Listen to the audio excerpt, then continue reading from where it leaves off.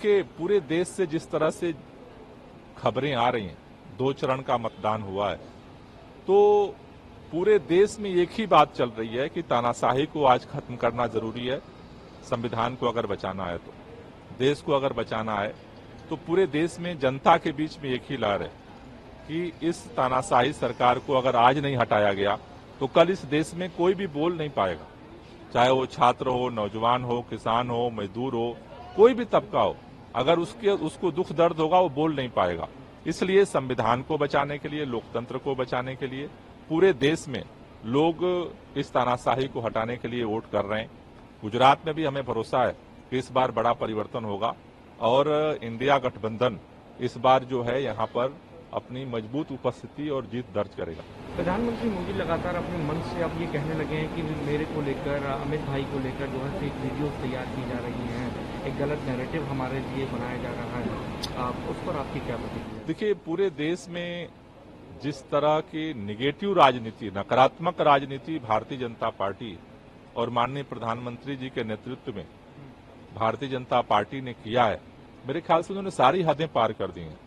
चाहे वो इस तरह के नकारात्मक प्रचार हो और चाहे जिस तरह से पूरे अपोजिशन को उठा करके जेल में डालने का हो, चाहे जिस तरह से ईडी, सीबीआई, आईटी का दुरुपयोग करके पैसा उगाही करना हो या लोगों की आवाज बंद करना हो, तो नकारात्मक राजनीति की सारी हदें तो भाजपा ने पार की हैं और आज उसी से उनको डर लग रहा है, क्योंकि जनता 5 साल तो चुप थी, लेकिन अब उसे वोट देने का अवसर मिल रहा है और वो वोट की ताकत से इस तानाशाही के खिलाफ अपना विरोध दर्ज कर रही है और इससे भाजपा डरी हुई है। राहुल गांधी भी कह रहे हैं कि 400 पार का नारा बीजेपी ने देना बंद कर दिया है क्योंकि प्रधानमंत्री को हकीकत मालूम पड़ गई, वो रिजर्वेशन को लेकर बयान दे रहे हैं। कैसे देख रहे हैं? क्या जिस तरीके से वो बयान दे रहे हैं और लोगों तक अपनी बात पहुंचाने की कोशिश कर रहे हैं, क्या बीजेपी को उससे नुकसान आपको? देखिए, जनता चुनाव में मालिक होती है।